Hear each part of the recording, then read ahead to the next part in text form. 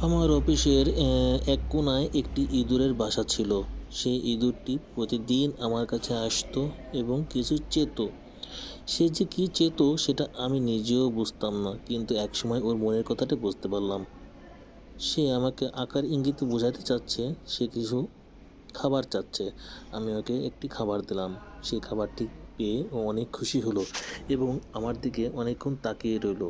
সে কিছু একটা বলতে চাচ্ছিল, কিন্তু যেহেতু ওর মুখের ভাষা নেই সেহেতু কীভাবে বলবে।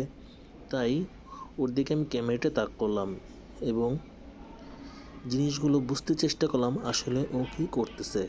কিন্তু ভাবার বিষয় হলো সে আমাকে দেখে একটু ভয় পেল না, একটু ভয় পেয়ে চলে যায় আবার আসে। দুঃখের বিষয় হচ্ছে সে কিন্তু সিঙ্গেল, তার এখনও বিয়ে হয়নি। যদি বিয়ে হতো তাহলে অবশ্যই তার সঙ্গিনীকে দেখতে পেতাম। যেহেতু তার সঙ্গিনী নেই সেহেতু একাই মনের মুক্ত আকাশে আমার টেবিলের চারপাশ দিয়ে ঘোরাঘুরি করতেছিল, কিন্তু উপায় না পেয়ে সে ভয়তে হঠাৎ করে পালিয়ে গেল।